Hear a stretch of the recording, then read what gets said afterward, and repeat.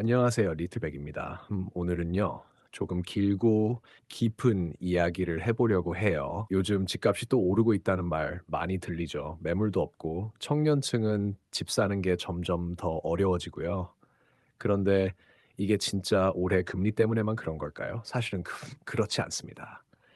이건요, 벌써 30년 넘게 누적되어 온 구조적인 흐름의 결과예요. 그래서 오늘은 1990년대부터 2025년 지금까지 우리나라 부동산 시장이 어떻게 흘러왔는지, 그리고 그 속에서 우리가 어떤 교훈을 얻어야 하는지 하나하나 같이 짚어보려고 합니다. 1990년대 규제의 시작, 그리고 시장의 반격. 자, 먼저 1990년대 초반입니다. 이때 강남 3구 중심으로 아파트 값이 정말 빠르게 오르던 시기였어요. 정부는 당연히 가만히 있지 않았죠.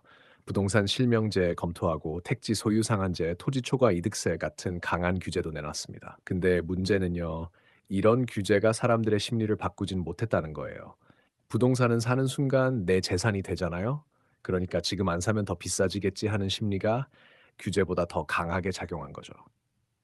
우리가 다 기억하는 1997년 IMF 외환 위기가 터집니다. 1997-2002 IMF 이후 급락과 반등의 시작. IMF 직후에는요, 아파트 값이 진짜 많이 떨어졌어요. 기업 망하고, 실업자 늘고, 금리는 또 폭등하고, 근데 그게 끝이 아니었죠. 정부가 경기를 살리겠다고 주택 공급 확대에 나서요. 신도시 개발, 전세자금 대출 확대, 주택 금융 시스템 정비까지 쭉쭉 밀어붙입니다. 그리고 2001년엔 분양가 자율화까지 이제 공급 더 늘릴 거야라는 강한 시그널을 준 거죠.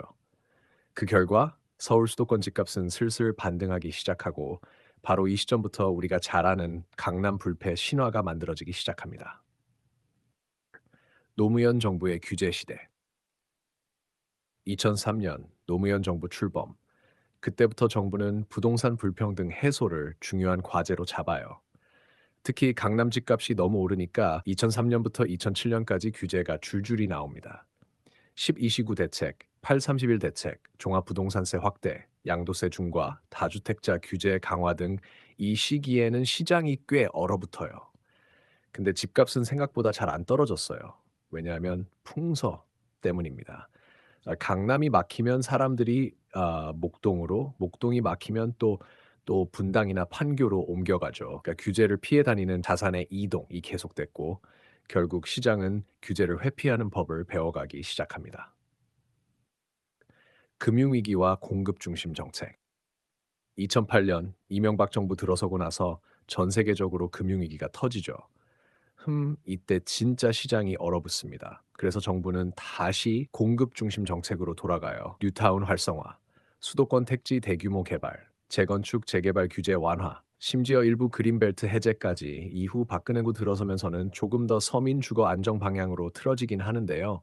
결국 여전히 투자 유도형 공급이 주가됩니다.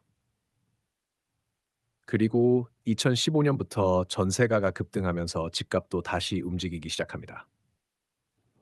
문재인 정부의 초강력 규제, 그리고 그 역설. 문재인 정부는 시작부터 선언합니다. 부동산은 투기의 대상이 아니다. 그래서 역대급 강도의 규제가 쏟아져 나옵니다. 82 대책, 913 대책, 1216 대책, 67, 70, 84 대책까지. 근데요, 흥미로운 건 이 시기에 오히려 집값이 가장 많이 올랐다는 거예요. 왜죠? 바로 초저금리와 유동성 때문입니다. 2020년 코로나 팬데믹 터지면서 기준금리가 0.5%까지 떨어지고 사람들은 싼 이자로 대출받아서 패닉 바잉에 나섭니다.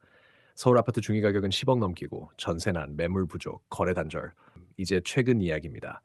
2022년부터 한국은행이 금리를 급격히 올립니다. 최고 4.75%까지. 대출이자 부담이 커지니까 매수 심리는 꺾였죠. 근데 집값이 잘 안 떨어져요. 이유는 매물은 없고 수요는 남아있기 때문입니다. 다주택자들은 세금 부담 때문에 팔지도 않고 공급 또한 정권 때 줄었고 건설사들은 고금리 때문에 분양을 미룹니다. 게다가 무주택자 입장에선 지금 안 사면 또 오를 것 같다는 심리도 여전하죠. 그래서 지금은 말 그대로 잠긴 시장입니다. 거래는 줄었는데 가격은 버티는 이상한 상황이죠. 우리가 지금 얻어야 할 교훈 이쯤 되면 이런 생각이 들 거예요. 왜 우리는 30년 넘게 이 문제를 반복하고 있을까? 답은 간단해요. 정책의 일관성이 없었기 때문입니다. 정권 바뀔 때마다 규제, 완화, 공급 확대, 다시 규제. 이 패턴이 계속 반복되면서 시장도 혼란에 빠지고 일반 실수요자들이 피해를 보게 됩니다. 특히 청년 세대, 무주택 가구는 타이밍을 놓치기만 하면 다시는 올라탈 수 없는 가격대가 되어버리죠. 마무리. 2025년.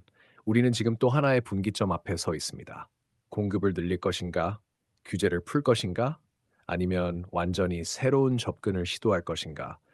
그 판단을 내리기 위해선 우리가 걸어온 30년의 흐름을 제대로 이해하는 것이 먼저입니다. 오늘 영상이 그 흐름을 정리하는 데 작은 도움이 되었기를 바라고요. 다음 영상에서는 2025년 이후 공급 확대 전략, 그리고 지역별 투자 인사이트까지 이어서 다뤄볼 예정입니다. 지금까지 리틀백이었습니다. 감사합니다.